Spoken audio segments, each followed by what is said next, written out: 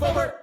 What's up, guys? Welcome to a new episode of Debate DC. And look, I got a new victim all the way from Nova Scotia. That's my guy, Sam, right there. Now, look. What's happening? Sam has promised me. Sam, what's going on, my friend? All right, what's going on is that we're going to talk about Fedor. Yes. How he would have done in the UFC. Sam has promised me that he will not freeze up. I won't slip up. He has enough to know how to behave around me. So he feels like he's ready for this debate. And finally, hopefully I get somebody that challenges me. So, Sam, your original question was, how did I think Fedor would do in the UFC? Yes. I'm certain that you think he would be great. But I think before we can even start, we need to set a time frame. I was saying that myself. Okay. The time frame for me, it's the window here. I'm saying between 2007 was when the Couture conversation was brought up. Yes. I think that was Fedor's prime. Yeah, I would agree with that. But the thought was more around 2009 to 11. Yes. That's when Brock Lesnar was the champion. Yes. You wanted to see him versus Brock. So you tell me how 2009 version of Fedor would have done in the UFC. I was thinking around July of 2009 because, of course, you probably know this better than I would. The UFC went numerous times to try to negotiate with Fedor.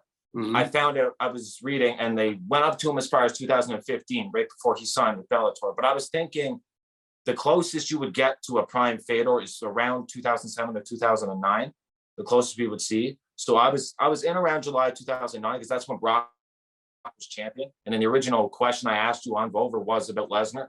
So around July 2009, that's when Affliction shut down, and that's when Dana really pushed to have him in the UFC. Yep. So I think if you got him in there against Brock in around 2009, I think he would have beaten Brock. I think he would have touched gold. How long he would have held on to it, that's the big question. But when you talk about like 2009, you go for rankings and stuff, it gets kind of weird because the rankings weren't really a thing until about like 2013. I could tell you who was rocking and rolling right now. We have Frank Mir, JDS. Your boy Kane was coming up. Yep. I think Kane around that time he had like 7 fights. I think he had 5 in the already on his way to becoming the champion. Yeah, back 2009, 10. So we're talking a window though here, Sam. We're talking 9 to 11. Yeah, 9 to 11 is where the UFC dealt with Fedor, or at least tried to make something happen, because the UFC was interested for a long time until he went to Bellator. Then obviously he's off limits. But all the time that Fedor's kind of floating around fighting in other organizations, things can still be done. Yep. Here's what I say to you. Versus Brock Lesnar, I'll give you that. Okay. I think he beats Brock Lesnar. I do. All right. But outside of that, I don't think Fedor competes very well in the UFC. I think that honestly, Sam, Fedor not going to the UFC allowed for the intrigue to stay. But the reality of the situation is he would not have done well against those guys like JDS. He wasn't beating Cain Velasquez. He would have struggled with guys like Czech Congo. He was not beating those guys that were at the top of the UFC at that time. And I'm certain of it. I know you're going to say, well, he beat this guy in there. He beat Nogueira, and he beat Frank Mir. Hey, he would have been, for as great as he is, he would have been at that time in the sport, average at best. I'm telling you, right? Average at best. Fedor Emelianenko in the UFC between 9 and 11, average at best. So if we take like the consensus 10 best fighters in the heavyweight division at that time, because again, it was basically just who was in contention at that point and who was on a winning streak. Shane Carwin, Brock Lesnar, Brett Rogers at one point was in there. I mean, he fought Brett Rogers. That's the thing that people see. Like, that's the thing people don't get, right? Like, I love Fedor. There's a problem with having a guy like you up here talking to me about Fedor and how he would have done in the UFC, because it becomes a situation where it makes me feel like I'm talking trash on the great Fedor Emelianenko, when in No, reality, I like Fedor Emelianenko, but we're talking about a guy that was fighting Brett Rogers.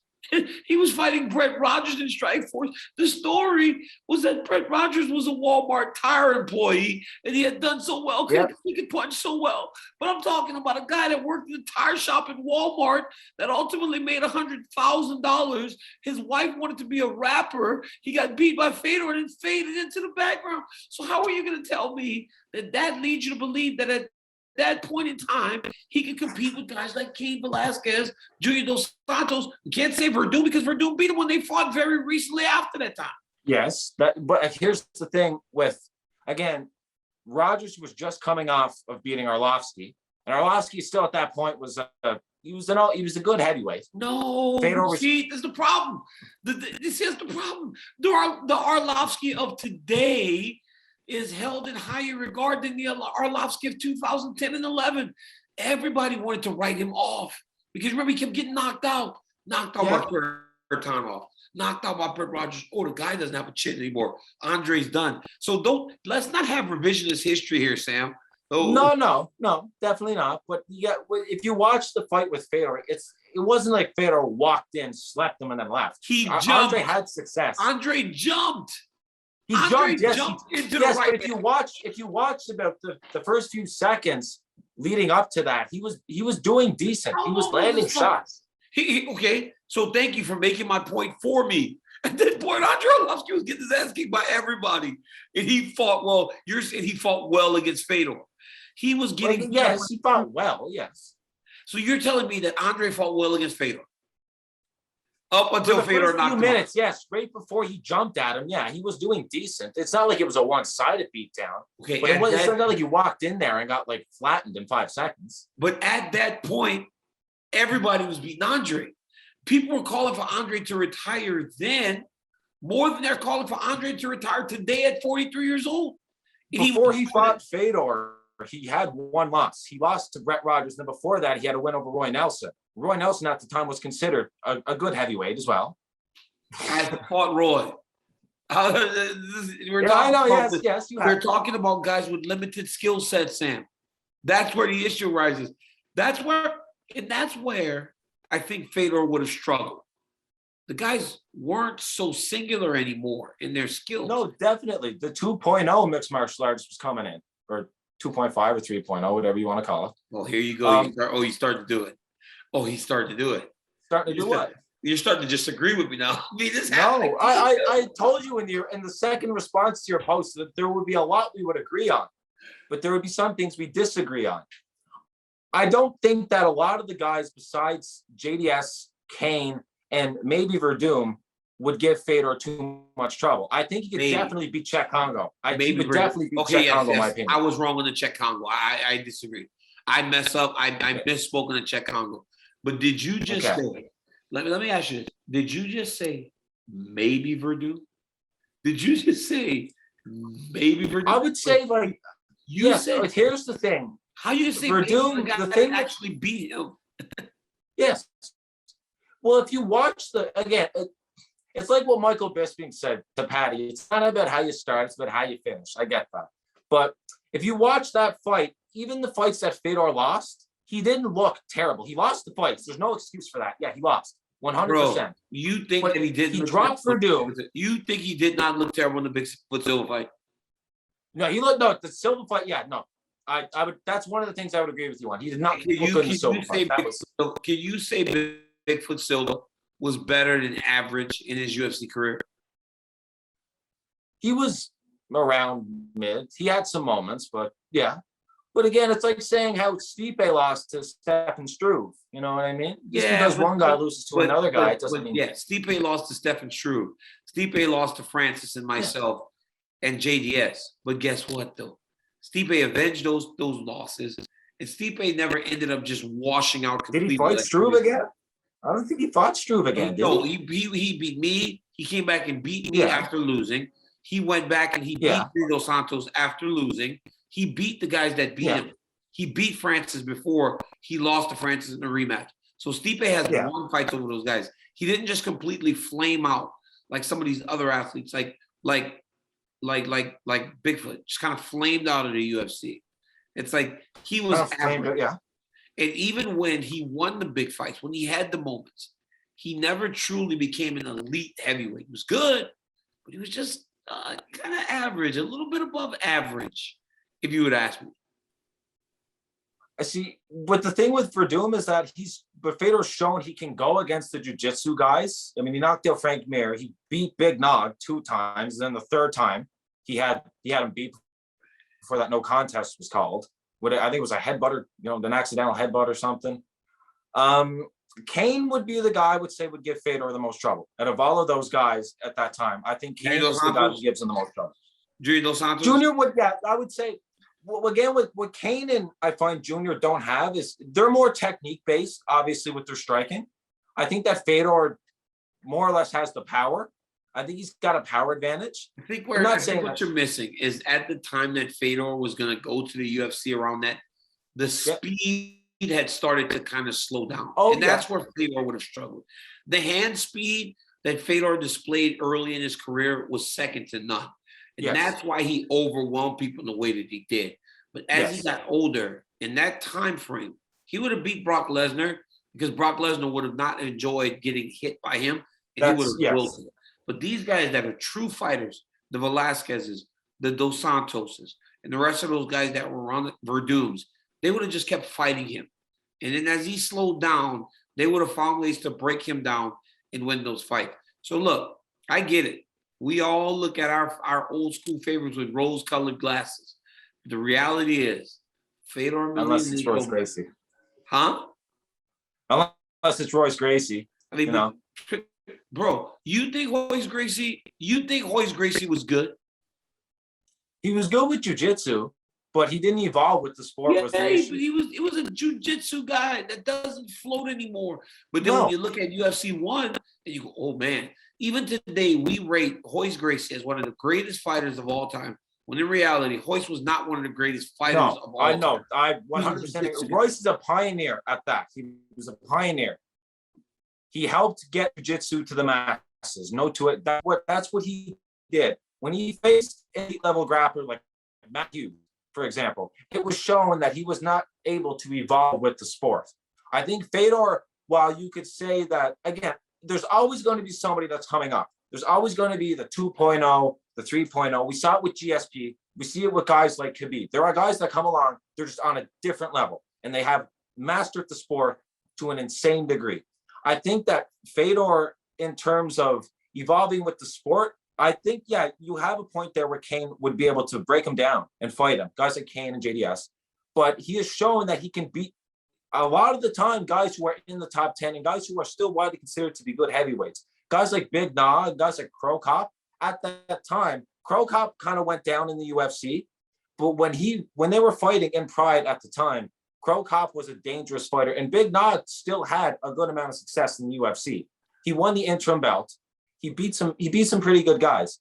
I do think that towards 2009, going into 2011, that was definitely the downward of Fedor's career. You peak and then you come down. So I think that from that, what I said before was, I don't know how long he would have held on to the title for. I don't think it would have been long. He might have had, if he beats Brock, which I think he does. The only way he gets the belt is if he walked right into a title fight against Lesnar. And which was at the time the consensus. Dana said he would have given him the immediate title shot against Brock Lesnar had he signed. I think he would have got the belt, and he might have gotten away with 2, maybe 3 defenses. I think that's what would have happened. I made DC laugh. This is perfect. I love this. 3 defenses? Who was he going to beat? Who was he going to beat? You look at the top 10 at that time when he would have beaten Lesnar. So that's around 2009, and then it would have carried over, obviously. Velasquez won the belt in 2010. Yes. He wouldn't have held that belt all the way to Velasquez. Brock Lesnar defended the title 1 time.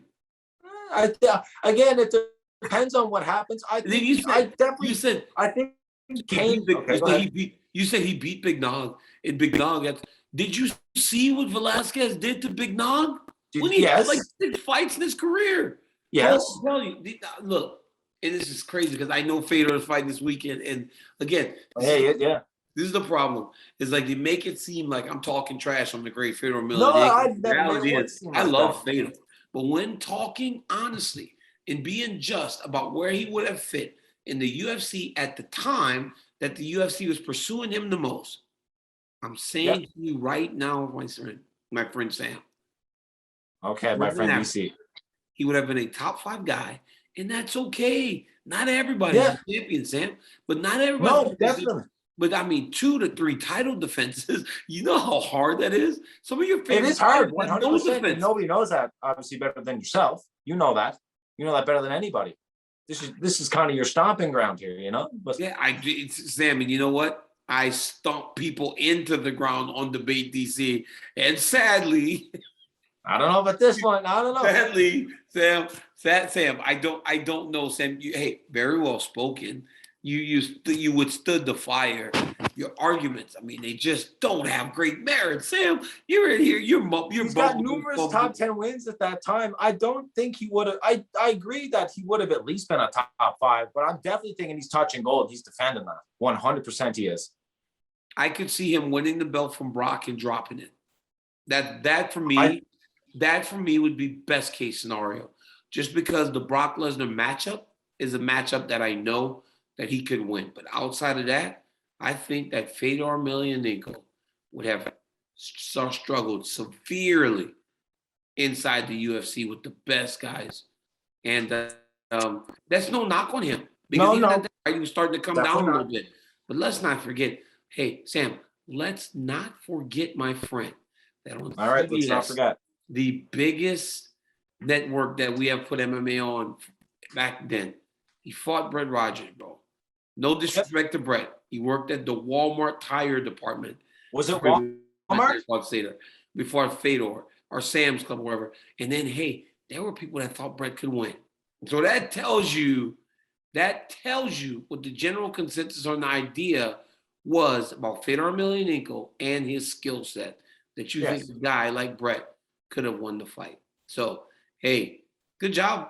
I'm not going to lie to you. Best one to this point. Still don't know if it was good enough. I appreciate that.